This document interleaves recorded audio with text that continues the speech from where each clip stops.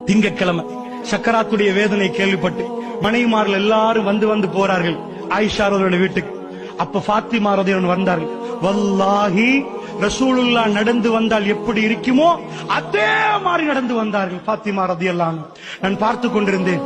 ரசூல் ஸல்லல்லாஹு அலைஹி வஸல்லம் வீட்டுக்குள் வந்த உடனே ரசூலுல்லாஹ் அவ்வளவு வேதனையில் இருந்து மர்ஹபன் ஃபாத்திமா ரலியல்லாஹு கண்டோனே ரசூலுல்லாஹ்வுடைய முகம் மலர்ந்துட்டு ரசூலுல்லாஹ் பேச துடிக்கிறார்கள். ஃபாத்திமா ரலியல்லாஹு மர்ஹபன் ஃபாத்திமா வந்து இருக்கிறார். ரசூல் ஸல்லல்லாஹு அலைஹி வஸல்லம் அவருடைய கடைசி நேரம், அல்லாஹ்வுடைய நல்லடியார்களே, அந்த நேரத்தில் ரசூலுல்லாஹ்வுடைய சவுண்ட் கேட்கல, வெளியே சொல்ற அளவுக்கு சப்தம் இல்ல ரசூலுல்லாஹ்வுக்கு.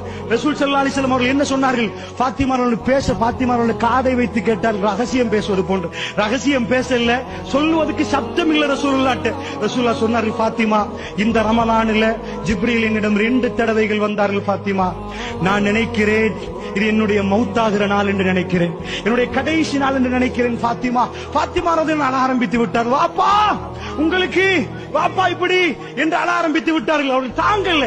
என்ற ரசூலுல்லாஹ்வுக்கு இருந்த அதே ஒரு மகள் என்று இருந்த ஒரே ஒரு அவள் மட்டும்தான், ஒரே ஒரு மகள். ரசூலுல்லாஹ் என்ன சொன்னார்கள்? என்னுடைய சதையில் ஒரு துண்டு ஃபாத்திமா என்றார்கள். மிம்பருக்கு மேல் ஏறி சொன்னார்கள், என் சதையில் ஒரு துண்டு ஃபாத்திமா என்றால் அவ்வளவு இறக்கம் ரசூல் ஸல்லல்லாஹு அலைஹி வஸல்லம் அவர்கள். அல்லாஹ்வுடைய நல்லடியார்கள் ஹசன் ஹுசைன் ரலியல்லாஹு எப்பையும் மோந்து கொள்வார்கள், எப்பையும் பாராட்டி பார்ப்பார்கள். அந்த ஃபாத்திமா ரலியல்லாஹு காதுல சொன்னாங்க, ஃபாத்திமா ரமலான் எப்ப வந்துச்சு, எப்ப உணர்ந்திருக்கிறாங்க பாருங்க. ரமலானுக்கு பிறகு ஷவ்வால், ஷவ்வாலுக்கு பிறகு துல்கஅதா, துல்ஹஜ், அதுக்கு பிறகு முஹர்ரம், சஃபர், ரபியுல் அவ்வல்ல தான் மௌத்தாகிறாங்க. அல்லாஹ்வுடைய நல்லடியார்களே, ரசூல் ஸல்லல்லாஹு அலைஹி சொன்னாங்க, ஃபாத்திமா இந்த தடவை ஜிப்ரீல் 2 தடவை என்னை சந்தித்தார், அதனால் நான் நினைக்கிறேன் எனக்கு மௌத்தான நாள் என்று. இன்றைக்கு பிறவனுடைய வாப்பாவுக்கு எந்த வருத்தமும் இல்லை. ஃபாத்திமா ஃபாத்திமா ரலியல்லாஹு அழ ஆரம்பிச்சார். அழ ஆரம்பிக்கிற ரசூலுல்லாஹ் கேட்டாங்க, அலா தர்தீன யா ஃபாத்திமா, ஃபாத்திமா உங்களுக்கு திருப்தி இல்லையா? ஃபாத்திமா உங்களுக்கு திருப்தி இல்லையா?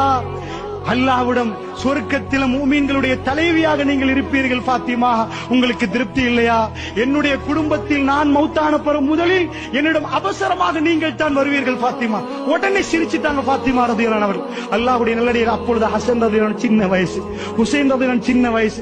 இந்த உம்மத்தில் இன்றைக்கும் பிள்ளைகளை பார்த்து நாங்கள் மௌத்தாகிறதான்னு யோசிக்கல, சிரிக்கிறார்கள். எது சரி? சுவர்க்கம். ரசூலுல்லாஹ் 2 தான் சொன்னார்கள் மகளுக்கு, இத்தகில்லாஹ் ஃபாத்திமா பயந்து கொள்ளுங்கள், ஃபஸ்பிரி பொறுமையாக நடந்து கொள்ளுங்கள். இந்த 2 தான் ரசூலுல்லாஹ்வுடைய கடைசி உபதேசம் தன்னுடைய மகளுக்கு.